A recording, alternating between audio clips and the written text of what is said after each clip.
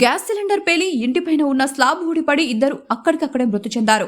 నంద్యాల మండలం చాకిరేవల గ్రామంలో సోమవారం రాత్రి బోయ సుబ్బారాయుడు కుటుంబ సభ్యులు భోజనం చేసి గ్యాస్ సిలిండర్ ఆఫ్ చేయకుండా అలానే పడుకున్నారు.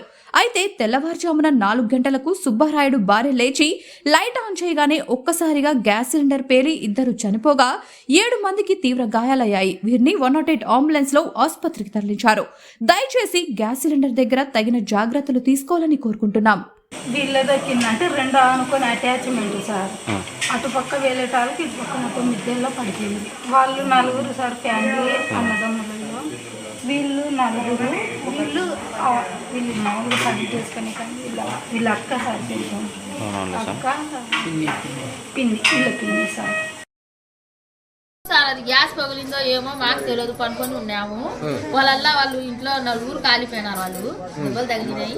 ఇంకా వాళ్ళకు హాస్పిటల్కి తీసుకుపోయినారు. మేము ఇంటి పక్కనే కదా, మా రేపులు 2 బగ్గీలు అన్ని మావి పడిపోయినాయి. అని మేము బయటకు వచ్చేళ్ళకి షాక్ కొట్టింది సార్ మాకు. వచ్చి వాళ్ళకి చూసే తలకు వాళ్ళు ఇంకా అందరూ వచ్చినారు బయటికి. ఆ చిన్న పిల్లోడు ముసినామే అని సుమారు ఉదయం 4:10, 4:15 ఉదయం 4 గంటలకు తెల్లవారుజామున